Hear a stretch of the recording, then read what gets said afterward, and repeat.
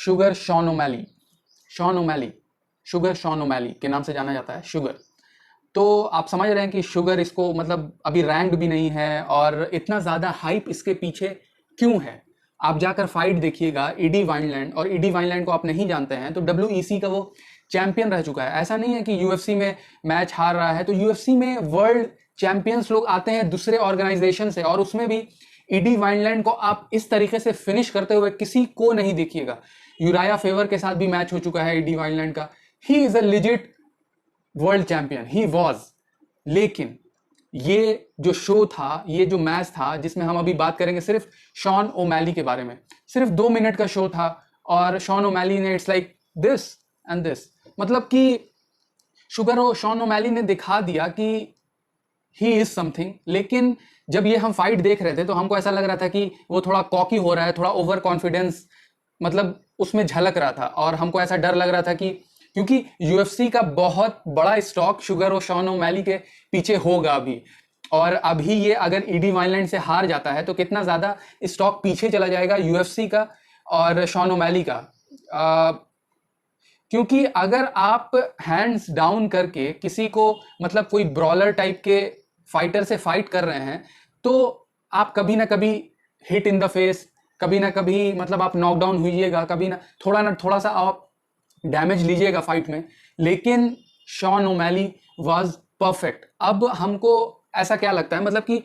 इस फाइट को देख के सिर्फ यही पता किया जा सकता है कि शॉन ओमैली आपको बैंटम वेट में अब रैंक्ड रहेगा UFC में, और उसका कोई जो नेक्स्ट ओपोनेंट है, अब UFC रिस्क ले सकती है कि टॉप 10 कोई ओपोनेंट हो सकता है उसका नेक्स्ट।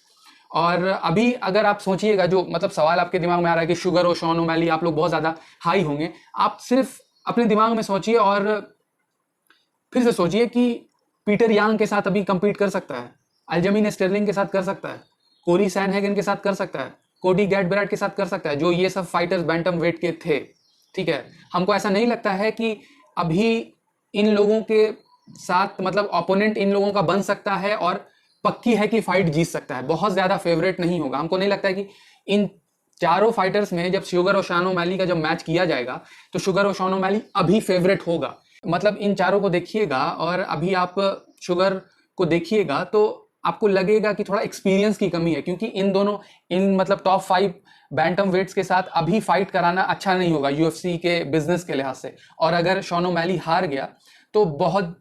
मतलब बड़ी प्रॉब्लम, मतलब एक जिस तरीके से हाइप अप किया जा रहा है उसको आपको लग रहा होगा, अगर आप मतलब देखिएगा मीडिया को और आप देखिएगा बैंटम वेट्स को, हमको ऐसा लगता है कि 1-2 फाइट के बाद शुगर शॉन ओमैली को चांस मिलेगा। लेकिन इतने यंग फाइटर को चैंपियन बनाना एक तरीके से ज़्यादातर हमेशा मैंने देखा है कि खतरा, मतलब एक तरीके से अच्छा बिजनेस वाला नहीं आपको डिसीजन रहता है, क्योंकि इतना जल्दी इतना ज़्यादा फेम और चैंपियनशिप होने के बाद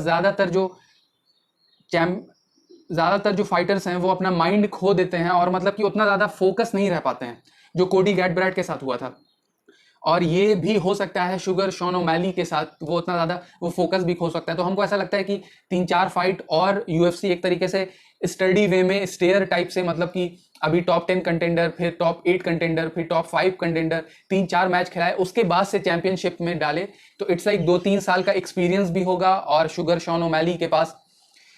सब कुछ होगा चैंपियन बनने के लिए। हम ये नहीं बोल रहे हैं कि अभी नहीं है उसके पास, लेकिन दिस इज